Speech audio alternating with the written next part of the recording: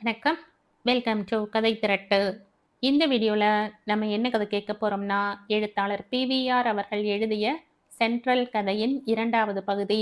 வாங்க கதைக்குள்ள போகலாம். அன்றும் பம்பாய் மெயில் என்றும் போல் கூட்டத்தை கொண்டு வந்து தள்ளியது. மணி சாதாரணமாக 3வது வகுப்பு பிரயாணிகளை அண்டுவதில்லை. மேல் வகுப்பு பிரயாணிகளிடம்தான் அவனுக்கு மோகம். ஆனாலும் தன் கொள்கை தப்பு என்று மனம் அடிக்கடி உதைத்து கொள்ளும். முதல் வகுப்பில் வருகிறவர்களில் 75% சர்க்கார் உத்தியோகஸ்தர்களில் காசு கொடுக்காமல் பாசை காட்டி வரும் ரயில்வே அதிகாரிகள்தான்.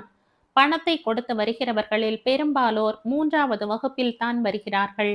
அதுவும் தூங்குவதற்கு பலகை வந்த பிறகு கேட்கவே வேண்டாம். ஓர் உயர் நீதிமன்ற நீதிபதி 2000 ரூபாய் சம்பளம் வாங்குகிற ஓர் IAS அதிகாரி நீதிமன்ற வாசற்படி ஏற 1000 ரூபாய் ஃபீஸ் கேட்கும் பிரபல வக்கீல் ஒருவர், இவர்களை எல்லாம் அவன் ஸ்லீப்பர் பெட்டியில் பார்த்திருக்கிறான். சர்க்காரோ கட்சிக்காரனோ பணம் கொடுக்கும்போதுதான் இவர்கள் தங்களுடைய அந்தஸ்தையும் கௌரவத்தையும் பத்திரமாக காப்பாற்றிக் கொள்ள வேண்டும் போல இருக்கிறது. மெயில் வேன், பார்சல் வேன் எல்லாவற்றையும் கண்ணாலேயே ஒதுக்கிவிட்டு எதிரே வரும் போர்ட்டர்கள், டிராலிகள் எல்லோரையும் மறந்து அவன் விரைந்தான். அர்ஜுனனுக்கும் கர்ணனுக்கும் தங்களுடைய சாமர்த்தியத்தில் நம்பிக்கை இருந்ததோ என்னவோ, மணிக்கு என்றுமே தன் தொழிலின் வெற்றியில் அவநம்பிக்கை பிறந்ததில்லை. சில டாக்டர்கள் இன்ஜெக்ஷன் கொடுக்கும்போது ஊசி ஏறுவதே தெரியாது. இது டாக்டருடைய கை லாபகத்தை உணர்த்துகிறது. அவரையும் மிஞ்சுகிறவன் மணி. டாக்டர் குத்துகிற ஊசி ஒரு கணமேனும் உடலில் தொட்டு உணர்ச்சியை ஏற்படுத்தும். மணி விரல் வைத்தால் ஆளுடைய துணி கூட அசையாது. மின்னல் வேகம் மின்சார வேகம்தான். வலி இல்லாமல் ரண சிகிச்சை செய்வதில் அவன் நிபுணன். மணிக்கு தான் ஒரு சிங்கம் என்று நினைத்து கொள்வதில் பெருமை. சிங்கம் பசி வந்த பின்தான் இரை தேடப் போகும். பசி அடங்கிவிட்டால் யார் வேண்டுமானாலும் அதன் முதுகில் ஏறி உட்கார்ந்து விளையாடலாம். அதுபோலத்தான் மணியும். முதலில் செய்ய வேண்டியது தேவைதானா என்று எண்ணி பார்ப்பான். எத்தனை நாட்களுக்கு நீட்டி போடலாம் என்றும் கணக்கு போடுவான். சில சமயங்களில் தேவை அத்தியாவசியமாக தோன்றும். ஆனால் கைக்கு கிடைத்தது அவசியத்தின் அளவுக்கு வரவில்லை என்றால் அத்துடன் விட்டு விடுவான். மறுநாள் தான் மறுபடியும் அவன் இரை தேடப் போவான். மணி ஒரே நாளில் 2 தடவை தன் தொழிலில் அக்கறை காட்டினான் என்று சரித்திரம் சொன்னதில்லை. அவன் கடைசியாக முதல் வகுப்பு பெட்டி ஒன்றை அடைந்தான். அங்கே ஒரே கூட்டம். அதனுள் புகுந்தான். அதே சமயத்தில் ஸ்டேஷன் சூப்பரண்டின் பெண் என்கொயரி கிளார்க் மங்களா பெட்டியில் இருந்து இறங்கினாள். அவள் இறங்கிய சில நிமிடங்களில் ஒருவன் இறங்கினான். அவனுடைய உருவத்தை விழுங்கிய மணி உடையை கவனித்தான். நீல நிற பேண்ட், வெள்ளை ஷர்ட். மணியை தாண்டி கொண்டு அவன் நடந்தான். மணி கவனித்தான். அவனை பின் தொடர்ந்தான். பேண்டின் ஹிப் பாக்கெட் அவன் கண்களை அழுத்தியது. பின்னால் போர்ட்டர்கள் தலை சுமையுடன் வழி வழி என்று கூவிக்கொண்டே நெரித்தார்கள். அவனும் கூட்டத்தில் ஒன்றாகி வழி வழி என்று கத்தினான். பின்னால் ஒருவன் மோதும் வரை காத்திருந்த அவன் தன் மேல் ஒருவன் மோதவும் முன்னால் சென்றவன் மேல் மோதினான். கண் இமைக்கும் நேரத்தில் கத்தரிக்கோல் மஸ்லின் துணியில் பாய்ந்து வெளியே வருவது போல் இரு விரல்கள் விளையாடின.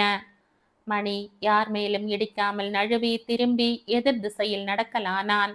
அவனுடைய வயிற்றுக்கும் பனியனுக்கும் நடுவே ஒரு சின்னஞ்சிறு பர்ஸ் தூங்கிக் கொண்டிருந்தது. பிளாட்பாரத்தின் கோடி வரைக்கும் நடந்தான். முத்துவின் ஞாபகம் வந்தது. டைபிஸ்ட் முத்துவின் அம்மா சாக கிடக்கிறாள். எப்படியாவது அவனை இன்று ரயிலில் ஏற்றி அனுப்ப வேண்டும். கோயம்புத்தூருக்கு ரயில் சார்ஜ் 15 ரூபாய் 70 பைசா. குறைந்தது 30 ரூபாயாவது முத்துவுக்கு கொடுத்தால்தான் அவனுக்கு திருப்தியாக இருக்கும். மணிப்பர்ஸை திறந்து பார்த்தபோது அவன் கண்ணில் பட்டவை 3 10 ரூபாய் நோட்டு, 2 5 ரூபாய் நோட்டு, 4 1 ரூபாய் நோட்டு, 50 பைசா, 10 பைசா, 3 பைசா நாணயங்கள். அதை அவன் மேலும் குடைந்தபோது 2 3 பம்பாய் விலாசங்கள். யாரோ ஒருவருடைய மளிகை கடை கையெழுத்தில் ஒரு சிறு கடிதம். கூட்டி கூட்டி சேர்த்து சேர்த்து எழுதியிருந்த அந்த தமிழை படிக்க அவன் சிரமப்படவில்லை. கடைசியாக 2 சிறு படங்களை பார்த்தான். ஒன்றில் நீல நிற குருவாயூரப்பன் புன்முறுவலுடன் திகழ்ந்தார். இன்னொன்று பர்ஸ் சொந்தக்காரனுடைய படம். முகத்தில் களை இருந்தது. சினிமாவில் சேர துடிக்கும் இளைஞன் போஸ் கொடுப்பது போல் விழிகள் சற்றே மேல் நோக்கி நின்றன. புகைப்படத்தின் பின்புறத்தில் பெயரும் விலாசமும் இருந்தன. ரூபாய் 64 தனியாக எடுத்து பேண்ட் பாக்கெட்டில் போட்டுக்கொண்ட மணி, முத்து அதிர்ஷ்டசாலிதான் என்று முணுமுணுத்துக் கொண்டான். அதே சமயத்தில் இதுவரையில் நினைத்து பாராத ஓர் எண்ணம் திடீரென்று உதித்தது. மங்களா அந்த பெட்டியில் இருந்து இறங்கிய ஒரு சில நிமிஷங்களுக்கு பின்தான் பர்ஸ்காரன் இறங்கினான். இருவருக்கும் ஏதாவது சம்பந்தம் இருக்குமோ? ஆனால் தனியாகத்தானே போனார்கள். காலை நேரத்தின் குளிர்காற்று முகத்தில் அடித்தது. கேள்விகளை மறக்க முயன்றான். மெதுவாக திரும்பி நடக்க ஆரம்பித்தான். முத்து அவனுக்காக காத்து கொண்டிருப்பான். அவனை முதலில் சந்தித்தாக வேண்டும். அதன் பின்தான் மங்களா. போகும் வழியில் ஒரு சிமெண்ட் பெஞ்சியின் மேல் வாத்து கூடைகள் கண்ணில் பட்டன. ஓரிரு வாத்துக்கள் கயிற்று சிறையை மீற முயன்றன. அலகுகளின் அசிங்கத்தை ரசித்து கொண்டே மணி விரைந்தான். நீங்கள் என்னதான் சொல்லுங்கள். நான் எத்தனையோ ரிட்டையரிங் ரூம்களை பார்த்தாச்சு. திருச்சி ரிட்டையரிங் ரூம் மாதிரி வராது. சென்ட்ரல்ல ரொம்ப இரைச்சல் சார். ஒரு பிரயாணி இன்னொரு பிரயாணியிடம். தனக்கு முன்னால் இறங்கி நடந்த மங்களாவின் உருவம் தெரிகிறதா என்று ஜன நெரிசலிடையே கண்ணை துழாவி துழாவி பார்த்து கொண்டே நடந்த கேதாரம் 2 இரவு பிரயாணத்தின் அசதியையும் மறந்தான். சாமான்களை தூக்கிய போர்ட்டர் சீனனையும் மறந்தான். 3வது பிளாட்பாரம் நொடியில் மறைந்து அவனுடைய மனதிலே ஒரு ரயில் கிளம்பியது. முதல் வகுப்பு பெட்டியில் 4 பர்த்துகள், 2 காலி. ஒன்றில் அவன், இன்னொன்றில் ரேணுகாவின் சிநேகிதி மங்களா. ரயில் புறப்பட்டு எவ்வளவோ நேரமாகியும் அவன் அவளுடன் பேச்சு கொடுக்கவில்லை. அவளுடைய அழகையே ரசித்து கொண்டு வந்தான். அவளுடைய முகத்தின் பொலிவிலும் பிரகாசத்திலும் அவனுடைய கண்கள் கூசின. ஒரு கணம் கண் இதழ்கள் மூடிக்கொண்டன. திடீரென்று கேதாரம் மூச்சு வலிக்க நின்றான். யோ, எங்கேயா பார்த்துன்னு வர்ற? வழியை பார்த்து போயா! எதிரே வந்த போர்ட்டர் கத்தினான். கேதாரத்துக்கு வெட்கமும் பிறகு அதை மீறி ஆத்திரமும் பீறிட்டு கொண்டு வந்தன. ஆனால் என்ன செய்வது? தப்பு அவனுடையதுதான். 3 நிமிடங்களுக்கு முன் பார்த்த மங்களாவை பற்றி அவன் அதற்குள் கனவு காண ஆரம்பித்தால் தெய்வத்துக்கே பொறுக்காது. சென்ட்ரல் ஸ்டேஷன் போர்ட்டருக்கு, அதுவும் சுமையுடன் வருகிறவனுக்கு எப்படி பொறுக்கும்? கேதாரம் ரிட்டையரிங் ரூமை நோக்கி நடந்தான். இங்கே அவனை சந்திக்க இருக்கும் மங்களாவை பற்றி தற்போதைக்கு கனவு காணக்கூடாது என்ற சங்கற்பத்தோடு நடந்தான். 60 வருடங்களுக்கு முன்னால் பங்குனி உத்தரத்தன்று சிதம்பரத்தில் பிறந்த சீனனுக்கு இந்த வருடம் சஷ்டியப்த பூர்த்தி விழா நடக்க வேண்டும். நல்ல வேளையாக அவன் ஒரு கட்சி தலைவராகவோ மந்திரியாகவோ வாய்க்கவில்லை. இல்லாவிட்டால் 60 காளைகள் பூட்டிய வண்டியில் 60 சவரன்கள் பரிசளித்து 60 மாலைகளை அணிவித்து அவனை அலங்கோலப்படுத்தி இருப்பார்கள். 16ஆம் வயதில் சென்னைக்கு ஓடி வந்த அவன் வெகு சீக்கிரத்திலேயே போர்ட்டர் பதவியை ஏற்றுக்கொண்டான். அரையணா ஓர் அணாவுக்கு பெட்டி படுக்கை கூடை எல்லாம் தூக்கி அவன் இப்போது ஒரு பிரயாணியின் சாமான்களில் கை வைத்தால் போதும், ₹1 குறைந்த பட்சம் கட்டணமாக வசூல் செய்து விடுவான். விலைவாசி ஏற்றத்தின் கணக்கு அவனுக்கு அத்துப்படி. எந்த புள்ளி விவர கணக்கு அதிகாரியாலும் அவனுடன் வாதம் செய்து ஜெயித்து விட முடியாது. கரு கருவென்ற மேனி, சதை சுருங்கி தொய்ய ஆரம்பித்திருந்தாலும் மிடுக்கான நடை, பார்வை, நெற்றியில் வெள்ளை வெளிர் என்ற விபூதி, நடுவே 20 பைசா நாணய அளவுக்கு குங்குமம், தலை ஒரு தும்பை பூ பந்து. ஆனால் மீசை இன்னும் முழுதும் நரைக்கவில்லை. சீனனுக்கு குடும்ப கவலை என்று எதுவும் இல்லாவிட்டாலும் பணத்துக்கு தேவை வற்றாத நதியாக ஓடிக்கொண்டே இருந்தது. ஊரில் 2 காணி நிலம் இருக்கிறது. அதை அவனுடைய மனைவியும் பிள்ளையும் பார்த்து கொள்கிறார்கள். பெண்ணை ஒரு நாயனக்காரன் கல்யாணம் செய்து கொண்டு தன் இசையால் அவளையும் ஊரையும் சித்திரவதை செய்து கொண்டிருக்கிறான். சேரி கல்யாணங்கள், திரௌபதி அம்மன் கோயில் விழா, திருப்பதி, பழனி போன்ற மலைகளுக்கு செல்லும் பக்தர் கோஷ்டி என்று அவனுடைய பிபி நடக்கிறது. ராஜரத்தினம் காற்றுக்கு ஒரு வடிவம் கொடுத்து உயிர் கொடுத்து ஸ்வரங்களை ஒரு மலர் மாலையாக வடித்து கொடுத்தால், சீனனுடைய மாப்பிள்ளை காற்றை சிதற அடித்து மாலையின் மலர்களையே கசக்கி பிழிந்தான். ஆனாலும் என்ன, அவனுடைய குழாயும் சோறு போடத்தான் செய்தது. மனைவி ஊரில் இருந்ததால் சீனனுக்கு இல்லறம் என்று ஒன்று இல்லாமல் போய்விடவில்லை. கடந்த 20 வருடங்களாக வால்டாக்ஸ் ரோடு மரகதம் அவனுடைய இல்லத்தரசி. மரகதத்துக்கு இப்போது வயது 46 47 தான். கண்டிப்பாக அதற்கு மேல் இல்லை. மத்தியான வேளைகளில் அவள் ஸ்டேஷன் பிளாட்பாரங்களில் தென்படுமாள். பார்சல் மூட்டைகளில் இருந்து சிதறி விழும் மீன், உருளைக்கிழங்கு, தக்காளி போன்ற காய்கறி வகைகளிலிருந்து மூட்டைகளை குத்தி எடுத்து கிடைக்கும் அரிசி, பருப்பு, கோதுமை வரை எல்லாம் அவளுக்கு சொந்தம். அவளை யாரும் ஏதும் சொல்ல மாட்டார்கள். ஒரு தடவை அவளை ஒரு கோழியும் கையுமாக ஒருவன், பாவம் அவன் சட்டத்தை நிலைநாட்ட வேண்டும் என்று நினைத்த பைத்தியக்காரன் பிடிக்க, அவள் கூட்டத்தை சேர்க்க, அவனால் அவளுடைய கற்புக்கே பங்கம் வர இருந்ததாக கூட்டம் நினைக்க, 1ஆம் எண் பிளாட்பாரமே அல்லோ கல்லோலப்பட்டது. மரகதம் அன்று விட்ட கண்ணீர் ஆறாக பெருக்கெடுத்தது. இப்பேற்பட்ட இல்லத்தரசிதான் சீனனுடன் சேர்ந்து வாழ்ந்து வந்தாள். 39இல் யுத்தத்தில் சேர்ந்த அவளுடைய கணவன் கண்ணாயிரம் ஹிட்லரும் டோஜேவும் செத்த பிறகும் திரும்பி வரவில்லை. அவன் சிப்பாயாக யுத்த களத்தில் இறந்தான் என்ற செய்தியும் கிடைக்கவில்லை. அப்படிப்பட்ட ஒரு தகவல் வரும் வரைக்கும் தன் மஞ்சளுக்கும் குங்குமத்துக்கும் அழிவில்லை என்று கருதிய மரகதம் நாளடைவில் கண்ணாயிரத்தின் சிம்மாசனத்தில் சீனனை ஏற்றி வைத்தாள். சிந்தாதிரிப்பேட்டை காஸ்சேரியில் இருந்து வால்டாக்ஸ் ரோட்டுக்கு வந்தாள். நாளாவட்டத்தில் யானை கவனிக்கு அருகே யாரோ வாங்கி போட்டிருந்த ஒரு நிலத்தில் குடிசையை போட்டாள். அவளை பார்த்து இன்னும் சிலர் போட்டார்கள். காலனிக்கு மரகதம் காலனி என்ற பெயர் வைத்தாகிவிட்டது. நிலத்தின் சொந்தக்காரர் கீழ் கோர்ட்டுக்கு மேல் கோர்ட்டுக்குமா ஏறி இறங்கி கொண்டிருந்தார். தான் பாவாடை கட்டிய நாளில் இருந்து அதே இடத்தில் தான் வசித்து வருவதாக மரகதம் சத்தியம் செய்து சாட்சியம் சொல்ல, அவளுக்கு ஆதரவாக 4 பேர் எங்கிருந்தோ வந்து முளைத்தார்கள். மொத்தத்தில் மரகதம் காசு கொடுக்காமல் வாங்கிய நிலத்தில் சீனனுடன் தாம்பத்தியம் நடத்தி வந்தாள். அவளை பற்றி நினைக்க நினைக்க சீனனுக்கு பெருமையும் அதே சமயத்தில் தன் கட்டிய மனைவிக்கு அவளைப் போல் சாமர்த்தியம் இல்லையே என்ற வேதனையும் உண்டாயிற்று. இந்த சீனன் வில்லை நம்பர் 13 பெட்டி ஹோல்டால் தோல் பையுடன் ரிட்டையரிங் அறையை அடைந்தான். வயதான ஓர் ஆங்கிலோ இந்திய மாது. என்னப்பா போர்ட்டர், ஆளுங்க வராங்களா என்று கேட்டாள் அவனை பார்த்ததும். ஆமாங்கம்மா, பம்பாய் மெயில் கிராக்கி. பேரு தெரியுமா? தோ அவரே வராரு. கேத்தாரம் அருகே வந்ததும், என்ன சாமி ரிசர்வேஷன் பண்ணியிருக்கே என்று கேட்டான் சீனன். ஓ எஸ் என்றான் கேதாரம் அந்த ஆங்கிலோ இந்திய ஸ்திரீயை பார்த்து. பிறகு you are the matron here I suppose என்றான். Yes, your name please? Kedaram, SK Kedaram, divisional engineer, western railway, Bombay. I sent a telegram. Thank you porter. 2ஆம் நம்பர்ல பை, ரூம் நம்பர் 2 ப்ளீஸ் என்று கூறி மேட்ரன் முறுவலித்தாள். 2ஆம் எண் அறையில் சாமான்களை வைத்துவிட்டு சிவப்பு முண்டாசை கழற்றினான் சீனன்.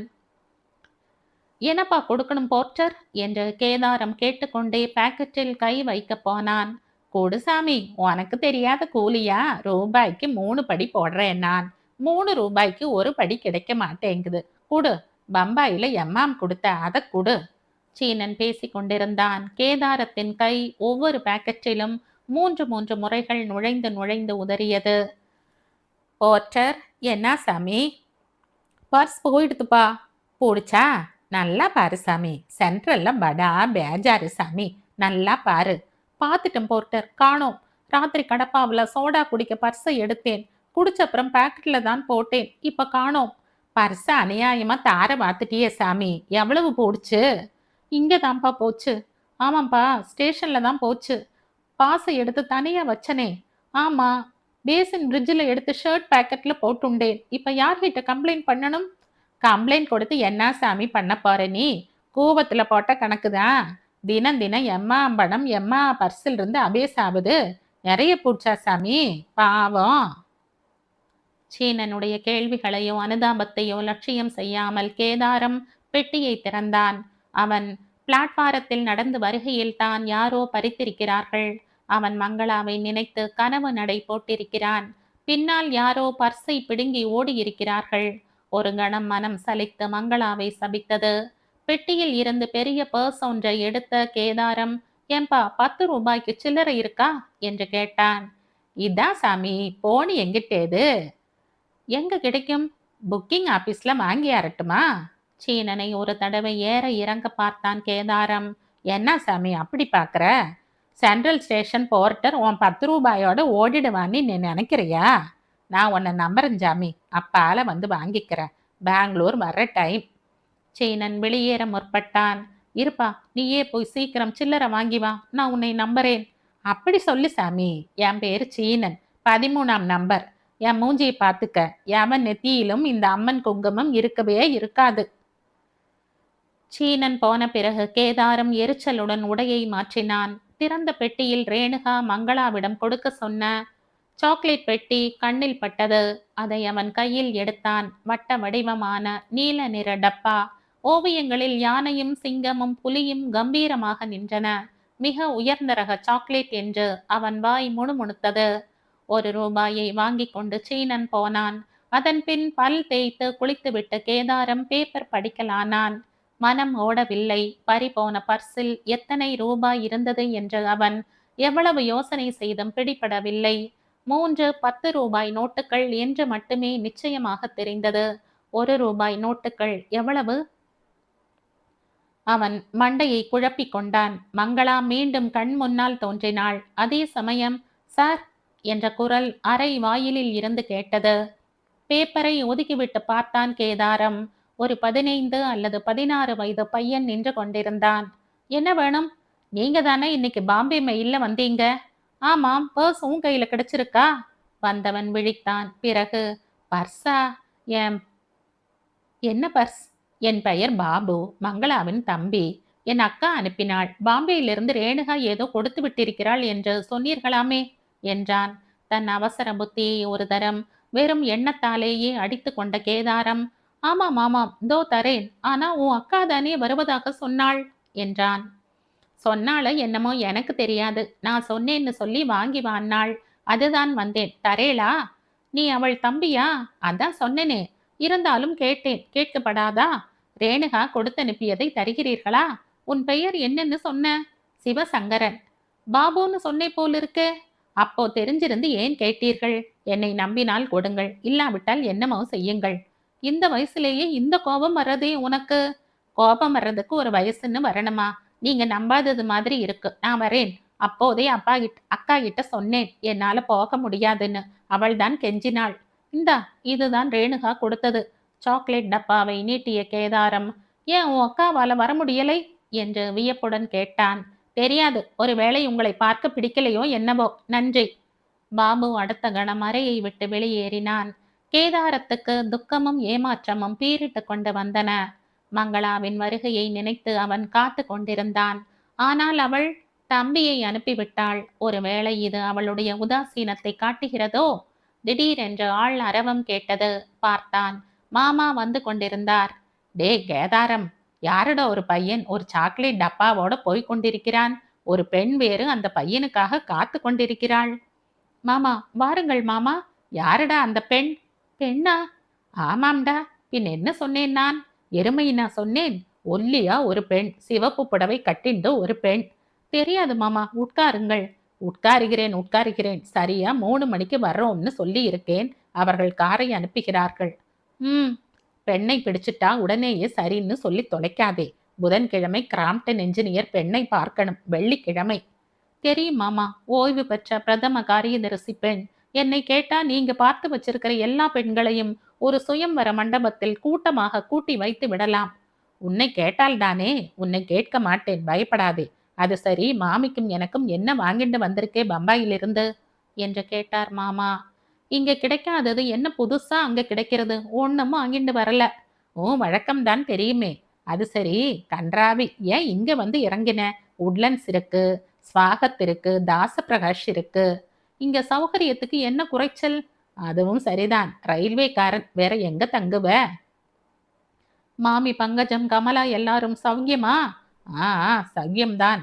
நீ இந்த தடவையாவது குத்தாலத்துக்கு வந்து ஆசிரமத்தை பார்த்து விட்டு போகணும். விளையாட்டு போல ஆரம்பிச்சு 6 மாசம் ஆகலை. 107 பேர் வந்து சேர்ந்தாச்சு. செலவே நினைச்சாத்தான் பயம் பயத்தை கெள்றது. இந்த வயசுல இது அனாவசியம் உங்களுக்கு. ஏதடா அனாவசியம்? அனாதை குழந்தைகளுக்கு மட்டும் ஆசிரமம் நடத்தலாம். வயசான அனாதை கிழங்களுக்கு நடத்தப்படாதோ? எத்தனை தகப்பன்மார்கள் பிள்ளைகளை பெத்து வளர்த்து ஆளாக்கி அந்த பிள்ளைகள் கிட்ட இருந்து ஒரு ஆதரவும் கிடைக்காமல் கஷ்டப்படுகிறார்கள். எத்தனை பேர் வயசு காலத்தில் குளிர்லேயும் மழையிலேயும் கஷ்டப்படுகிறார்கள்.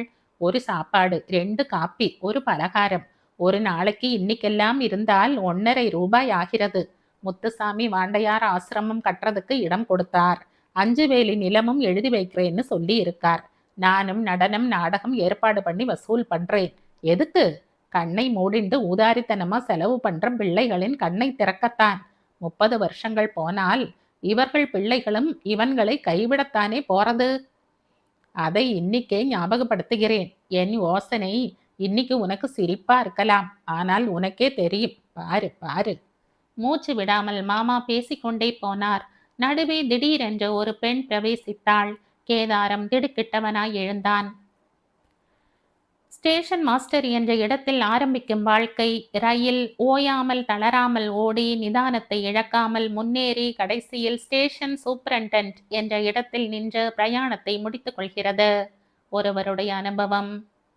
மங்கா மங்கா, சமையல் அறையில் இருந்து சங்கரி கத்தினாள். இதோ வர. மங்களா அழுத்து கொண்டாள். இந்த அம்மா கூப்பிட ஆரம்பித்தால் போய் சேரும் வரையில் நிறுத்தவே மாட்டாள். பாதி வாரிக்கொண்டிருந்த தலையை முடிந்து கொண்டு சமையல் அறையை நோக்கி நடந்தாள். 3வது அறையில் ஒரு பென்சிலை பிடித்து கொண்டு கல்யாணமும் ரவியும் யுத்தம் செய்து கொண்டிருந்தார்கள். சிவப்பு தரையில் ஓர் எருமையின் நீளத்துக்கும் உயரத்துக்கும் யானையை தரையில் சாக்கினால் வரைந்துவிட்டு அதன் துதிக்கையின் அழகை ரசித்து கொண்டிருந்தாள் சுஜா. அப்பா, யானை எப்படி? ரொம்ப நன்னா இருக்கு. புஸ்தகத்தை படிக்காத, இப்படி வீடெல்லாம் வரைஞ்சு கொண்டிரு என்று மங்களா செடுசெடுத்தாள். இன்று ஞாயிற்றுக்கிழமை, பள்ளிக்கூடம் கிடையாது என்றாள் சுஜா. அப்போ மிருக காட்சி சாலைக்கு போய் முதல்ல யானையை பார்த்துட்டு வா. படம் எருமை மாடு மாதிரி இருக்கு. அவளை எருமைதான். கல்யாணம் ஒரு கணம் பென்சிலை மறந்துவிட்டு கத்தினான். போய் குளிடா, மூஞ்சியில 3 நாள் அழுக்கு படிஞ்சிருக்கு. டேய் ரவி, போடா போய் பல்லை தேய். மணி 7 அடிச்சாச்சு.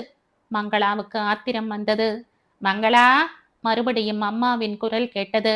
தோ வந்துட்டே இருக்கேன். சமையல் அறையை அடைந்ததும் என்னம்மா வேணும் என்று கேட்டாள். உன் அப்பா பூஜையை முடிச்சுண்டு வர நேரம் ஆயிடுத்தோ. தேங்காயை துருவி சட்னியை அரை. பொட்டுக்கடலை இல்லை. கடலை பருப்பை வறுத்து தரேன். எனக்கு வேலைக்கு போகணும். என் கோயிரி தானே, காலங்கார்த்தால யார் வந்து நிற்க போறா? மிளகாய் பொடி இல்லையா? இருக்கோ இல்லையோ, சட்னி அரை. இன்னைக்கு ஞாயிற்றுக்கிழமை, எல்லாம் தின்ன உட்காரும். மெதுவா சமைச்சா போருமே, நீயே அரைச்சுக்கோயேனம்மா. என்னடி, எனக்கு என்ன 10 கையா இருக்கு? ஒரு சட்னி அரைக்க எத்தனை நேரம் ஆகும்? வயசு 22 ஆகிறது. வீட்டு வேலையில அக்கறை இல்லை, செய்யணும் என்கிற கரிசனம் இல்லை. உன் வயசுல போதும் போதும், சட்னியே அரைச்சு விடுறேன். உன் பல்லவி பாட ஆரம்பிக்காத. என் வயசுல நீ என்ன செய்தாயின்னு எனக்கு தெரியும். இடுப்புல ஒண்ணும் வயிற்றுல ஒண்ணுமாய் விறகடுப்புல வெந்து மாமியாருக்கும் மாமனாருக்குமாய் செய்து போட்டாய். எல்லாம் தெரியும். தேங்காய் எங்க? அப்பப்பா, இந்த காலத்து பெண்களுக்கு வாயும் பேச்சும் மட்டும்தான் இருக்கு. பக்கனையாய் 4 பேருக்கு சமைச்சு போட தெரியாது என்று அம்மா முணுமுணுத்து கொண்டே இட்லி மாவை சிப்பலில் போடலானாள். ஸ்டேஷன் சூப்பரண்டன்ட் கணபதி பூஜையில் ஆழ்ந்திருந்தார். பூஜை என்றால் என்ன? விஷ்ணு சகசரநாமம்தான். அவருக்கு வேறு எதுவும் தெரியாது. மனதுக்கு சந்துஷ்டியும் நிம்மதியும் விஷ்ணு சகசரநாமம் படித்தால் கிடைத்துவிடும் என்று 20 வருடங்களுக்கு முன்னால் கணக்கம்பட்டி ஸ்டேஷன் மாஸ்டராக இருக்கும்போது யாரோ சொல்லி இருந்தார்கள். அன்றில் இருந்து இன்று வரை அவர் எது தவறினாலும் விஷ்ணுவை 1000 நாமங்களால் கூப்பிடுவதை நிறுத்தவில்லை. இதனாலேயே தமக்கு ஒருவித நிம்மதி வந்துவிட்டது என்று உள்ளூர நம்பினார். வீட்டில் 1000 தொல்லைகள், சிரமங்கள், கஷ்டங்கள் வந்தாலும் அவையெல்லாம் பெரிய பாரங்களாக அவருக்கு தோன்றவில்லை. எல்லாம் தோன்றி மறையக்கூடிய எறும்பு கடி வலிகள் என்று அவர் ஒதுக்கினார். இப்படிப்பட்ட மனப்போக்குக்கு காரணமே அவர் தினந்தோறும் சொல்லும் விஷ்ணு சகசர நாமம்தான் என்று நினைத்தார். மூர்த்தி, மோகன் என்ற 2 பிள்ளைகளால் அவருடைய மனசுக்கு வேதனை பிறந்த போது கூட வேதனையை மீறி மனம் சமாதானம் அடைய வேண்டும் என்ற உத்வேகம் எழுந்தது. அவர்களை மறப்பதற்கு கூட இந்த விஷ்ணு சகசரநாமம் ஒரு பெரும் மருந்தாக கிடைத்தது. மொத்தத்தில் அவருடைய மனதில் பூசல் இல்லை, கிலேசம் இல்லை. நாளைக்கு இந்த குழந்தைகளின் கதி என்ன என்ற அங்கலாய்ப்பும் பயமும் இல்லை. ரயில்வேயில் உள்ள அத்தனை பேர்களும் அவரை ஸ்டேஷன் சூப்பரண்டன்ட் என்று 1 மைல் நீளத்துக்கு வார்த்தைகளை இழுத்து கூப்பிடவில்லை. எஸ் எஸ் என்றே குறிப்பிட்டார்கள், அழைத்தார்கள். 4 வருடங்களாக SS ஆக பணிபுரியும் அவர் இன்னும் 3 ஆண்டுகளில் ஓய்வு பெற்று விடுவார். 58 வயதுக்கு பின் அவரை யாரும் மதிக்கப் போவதில்லை. யாராவது போர்ட்டரோ புக்கிங் கிளார்க்கோ டிக்கெட் பரிசோதகரோ புன்முறுவலால் விசாரித்தால் அதுவே பெரிய மதிப்புதான். அவர் பழுத்து கொண்டிருக்கும் ஓர் இலை மரத்தில் இருந்து விழப்போகிறது. மற்ற பச்சை இலைகளுக்கு விழுகிற இலைகள் மீது என்ன அக்கறை இருக்க முடியும்? இந்த கணபதி எதிர்காலத்தை பற்றி எப்படி கவலைப்படாமல் இருந்தாரோ அதேபோல் கடந்த காலத்தை பற்றியும் சிந்திக்காமலே இருந்தார். சிந்தனை என்று ஆரம்பித்தால் அதற்கு ஒரு முடிவே இருக்காது. மனமே ஒரு ரணகளமாகிவிடும். சொந்த ஊர் நங்கவரம். திருச்சியில் செயின்ட் ஜோசப் கல்லூரியில் முதல் வகுப்பில் ஹானர்ஸ் பாஸ் செய்தவர். பலருடைய வற்புறுத்தலின் பேரிலும் நங்கவரத்து பணக்காரர்கள் உதவியிலும் ICS பரீட்சை எழுத லண்டனுக்கு போனார். பரீட்சையெல்லாம் நன்றாகத்தான் எழுதினார். நிறைய மார்க்குகளும் வாங்கினார். ஆனால் அவருடைய அதிர்ஷ்டம் அந்த ஆண்டு 12 பேர்களைத்தான் தேர்ந்தெடுத்தார்கள். அவர் 13வது ரேங்க். தமது தோல்வியில் அவருடைய மனம் ஒடியவில்லை. பிறருடைய பணம் செலவழிந்ததற்கும் அவர்கள் அவரிடம் எதிர்பார்த்த சாதனை தோல்வியில் முடிந்ததே என்றும் தான் மனம் நொந்தது. ICS பதவி மயிரிழையில் கைக்கு கிட்டாமல் நழுவியது. அதன் பின் வகிக்கக்கூடிய பதவி சுமாராகவாவது இருக்க வேண்டும் என்று பிடிவாதம் பிடித்தார். சென்னை சர்க்காரில் டெபுட்டி கலெக்டர் வேலைக்காக பாடுபட்டார். 7 நியமனங்களில் ஒரு நியமனம்தான் ஜாதி அடிப்படையில் அவருடைய ஜாதிக்கு உண்டு. அந்த ஒரு ஸ்தானமும் அவருக்கு கிடைக்கவில்லை. வேறு யாரோ சிபாரிசில் நியமிக்கப்பட்டார். அதன் பின் கணபதி எந்த வேலையானாலும் சரி என்ற ஒரு முடிவுக்கு வந்தார். சவுத் இந்தியன் ரயில்வேயில் ஸ்டேஷன் மாஸ்டர் பதவி கிடைத்தது. பச்சை கொடியும் சிவப்பு கொடியும் கையில் விளையாட அவர் வாழ்க்கையை ஆரம்பித்தார். ரிலீவிங் ஸ்டேஷன் மாஸ்டர் வாழ்க்கை முடிந்ததும் சிறு சிறு ஸ்டேஷன்களில் 2 வருஷங்கள் 3 வருஷங்கள் என்ற காலம் ஓடிற்று. ICSக்கு மனைவியாக வாய்க்க இருந்த சங்கரி ஒரு ஸ்டேஷன் மாஸ்டரின் தர்ம பத்தினியாகி தர்ம பத்தியத்தின் கனிகளை முறை தவறாமல் ஈன்று கொண்டே வந்தாள். ரயிலின் ஓட்டத்திற்கு ஓய்வு இருந்ததோ என்னவோ, அவளுடைய தாய்மை சுமைக்கு ஓய்வே பிறக்கவில்லை. 11 குழந்தைகள் பிறந்த பிறகுதான் தெய்வம் விழித்து கொண்டது. சென்ட்ரல் ஸ்டேஷனில் 11 பிளாட்பாரங்கள். கணபதிக்கு 11 குழந்தைகள். 12ஆம் பிளாட்பாரம் வராமல் இருக்க வேண்டுமே என்று இரவும் பகலும் வேண்டிக் கொண்டார் கணபதி. சென்ட்ரல் ஸ்டேஷனுக்கும் தம் வாழ்க்கைக்கும் ஒருவித பிணைப்பு, ஒருவித ஒற்றுமை இருப்பதாக அவர் நினைத்தார். இந்த நினைப்பு பிதற்றல், அசம்பாவிதம் என்று சிற்சில சமயங்களில் தோன்றினாலும் பிளாட்பாரங்களின் எண்ணிக்கை ஓர் எச்சரிக்கையாகவே கண்முன் நின்றது. இப்போது சமீப காலமாக அவர் உள்ளத்தை மாட்டிக் கொண்டிருந்தவள் பெண் மங்களாதான். அவளுக்கு கல்யாணமான பிறகுதான் மூத்த பிள்ளை மூர்த்திக்கு பெண் எடுக்க வேண்டும் என்று பிடிவாதமாக இருந்த அவர் கடைசியில் சங்கரியின் நச்சரிப்புக்கும் மங்களாவின் பிடிவாதத்துக்கும் தலை சாய்க்கும்படியாயிற்று.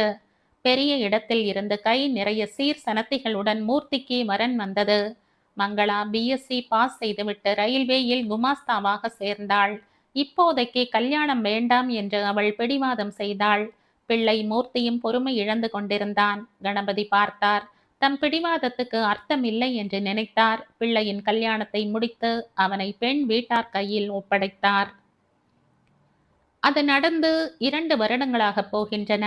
2வது பிள்ளை மோகன் பஞ்சாபுக்கு போனவன் அமெரிக்காவுக்கு சென்றாகிவிட்டது. அவனை பற்றி சிந்திப்பதில் அர்த்தமில்லை. கவலைப்பட வேண்டியது மங்களாவின் கல்யாணத்தை பற்றியே. மங்களாவுக்கு அப்புறம் சங்கர், விசு, பாபு, ராதா, அனு கல்யாணம். ரவி, சுஜா, ராதா, அனு, சுஜா. அனு கல்யாணம். ரவி, சுஜா, ராதா, அனு, சுஜா. இவர்களுடைய கல்யாணங்களை பற்றி இப்போது விசாரப்பட வேண்டியதில்லை. விசாரப்பட்டும் பயனில்லை. பிள்ளைகள் தலையெடுத்து குடும்ப பொறுப்பை ஏற்றுக்கொண்டால் தங்களுடைய தங்கைகளுடைய கல்யாணம் நடக்கும். இல்லாவிட்டால் தெய்வம்தான் பார்த்து கொள்ள வேண்டும். மங்களாவுக்கு இன்று வரையில் அவர் வரன் பார்க்க புறப்படவில்லை. இதற்கு காரணம் சங்கரிதான். அவள் மங்களாவை தன் அண்ணா பிள்ளைக்கு தான் கொடுக்க வேண்டும் என்று பிடிவாதமாக இருக்கிறாள். அந்த அண்ணா மண்ணோடு மண்ணாகி போய் 12 வருடங்கள் ஆகின்றன. அப்போது அந்த பிள்ளைக்கு வயது 17.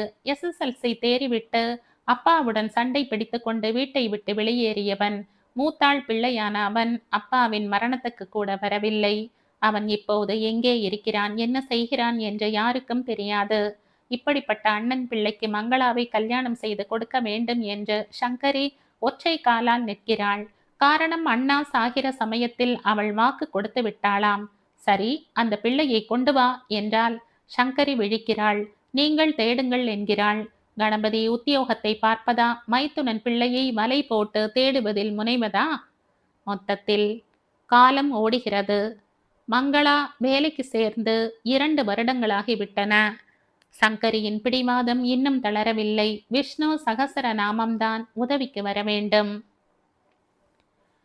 பூஜையில் இருந்து விடுதலை பெற்ற கணபதி சமையல் அறைக்கு வந்தபோது மணி 7:15. கல் உரலில் இருந்து சட்னியை வழித்து ஒரு அலுமினியம் பாத்திரத்தில் போட்டு கொண்டிருந்தாள் மங்களா. உனக்கு டியூட்டி இல்ல? இருக்குப்பா. பின்ன ஏன் இங்க உட்கார்ந்திருக்கிறாய்? போ போ. எஸ்எஸ்ஸின் பெண். அதுதான் நினைச்ச போது வர்றான்னு 4 பேர் சொல்லணுமா? 8 மணிக்கு வரேன்னு சொல்லி இருக்கேன். 1 மணி நேரம் லேட்டா? ஆமாம். சங்கரி, டிஃபன் தயாரா? எல்லாம் தயார். உட்காருங்கோ. சட்னிக்கு தாளிச்சு கொட்டணும். கணபதி சமையல் அறையிலேயே உட்கார்ந்தார். பலகி போடேண்டி என்று அதட்டினாள் சங்கரி. துப்புரவாத்தான் இருக்கு என்ற கணபதி. மங்கா, நீயும் டிஃபன் சாப்பிட்டுட்டு போ என்றார். இந்த ஏடு எடுத்து அவளுக்கு போடுறேன். நீங்க முதல்ல சாப்பிட்டுட்டு இடத்த காலி பண்ணுங்கோ. ரொம்ப சரி. மாட்டேன்னா டிஃபன் இல்லேன்னு சொன்னாலும் சொல்லிடுவேன். கணபதி சிரித்தார். மங்களா அதை ஆமோதிப்பது போல புன்முறுவலித்தாள். மங்கா, உன் சிநேகிதி ரேணுகா வந்தாளோ? இல்லப்பா. பாம்பே மெயிலுக்கு போனியே? வரவில்லை. புதன்கிழமை வருவதாக சொல்லி அனுப்பியிருக்கிறாள். கடைசி நிமிடத்திலேதான் கேன்சல் பண்ணியிருக்கிறாள். 2 பேரும் வகுப்பு தோழிகள். நீ ஒரு குமாஸ்தா, ஆனால் அவள் ஒரு கம்பெனி டைரக்டர் என்றார் கணபதி. இந்திரா காந்தி உங்களை விட சின்னவள். அவள் பிரதம மந்திரி. இட்லிக்கு எண்ணெயா நெய்யா? சங்கரி பொறிந்து தள்ளினாள். கணபதி சிரித்தார். மங்கா, இன்னைக்கு என்ன அம்மா மூடுல இல்லை போலிருக்கே. எனக்கு என்ன மூடுக்கு குறைச்சல்? ரயிலுக்கு ஓச்சல் ஒழிவிருக்கோ இல்லையோ, எனக்கு தினம் தினம் இதே தொழில்தான். என்னடா ஒருத்தி மாடு மாதிரி உழைக்கிறாளே, ஒத்தாசை செய்வோம்னு யாருக்காவது ஒரு எண்ணம் இருக்கா? அப்போ அப்பா, இப்ப புரியறதா? நான் ஒத்தாசை செய்யறதில்லைன்னு குத்தி காட்டுறாள் அம்மா. என்னை எதுக்குப்பா காலேஜ்ல படிக்க வைத்தீர்கள்? ஓர் இட்லியை விண்டு வாயில் போட்டுக்கொண்டே கணபதி, நானா படிக்க வச்சேன்? நீயாகவே தானே போய் சேர்ந்தாய் என்றார். கல்லூரியிலே படிச்சால் சமைக்கப்படாதுன்னு யாராவது ஆர்டர் போட்டிருக்கிறார்களா? என்னை மாதிரி மண்டூகங்கள் தான் அடுப்படியில வேகணும் என்கிறாயா? அதில்ல சங்கரி, கல்லூரியுடன் நிறுத்தி இருந்தால் சமைக்கலாம். அப்புறம் வேலைக்கு போகிறாளே, 8 மணி நேரம் டியூட்டி, 8 மணி நேரம் தூக்கம், குளிக்க, சாப்பிட, ட்ரெஸ் பண்ணிக்க, வெளியே வாசல்ல போக, இதற்கெல்லாம் 5-6 மணி நேரம் போறது. எப்படி சமைக்க முடியும்? நீயே சொல்லு. நான் ஒன்னும் சொல்லலை. யார் யார் எப்படி போகணுமோ அப்படி எப்படி போய் கொள்ளட்டும். நான் ஒருத்தி இல்லைன்னா இந்த வீட்டில் நாய் நுழையாது. அடுப்படியிலே பூனைதான் தூங்கி கொண்டிருக்கும். நீ இருக்கிறதால தான் நாங்கள் எல்லோரும் ஏதோ தைரியமா இருக்கிறோம். உன் கண்ணை துடைக்கிறதுக்குன்னு நான் 2 நாட்கள் சமைக்கலாம். ஆனால் அது போதுமா? உனக்கே திருப்தியாய் இருக்காது. உன் அப்பாவுக்கு எது பிடிக்கும் எது பிடிக்காதுன்னு உனக்கு தெரியாது. நீ போய் உன் காரியத்தை பாருன்னு நீயே என்னை விரட்டுவ. கொஞ்சம் சட்னி போடு என்றார் கணபதி. பிறகு, ஆமாம், ரேணுகா யார்கிட்ட தகவல் அனுப்பினாள் என்று கேட்டார். யாரோ கேதாரமாம். வெஸ்டர்ன் ரயில்வேயில் டிவிஷனல் இன்ஜினியர். ரிட்டையரிங் ரூமில் தங்கியிருக்கிறார். அவருடைய கம்பார்ட்மெண்ட்லே தான் ரேணுவுக்கு புக்காகி இருந்தது.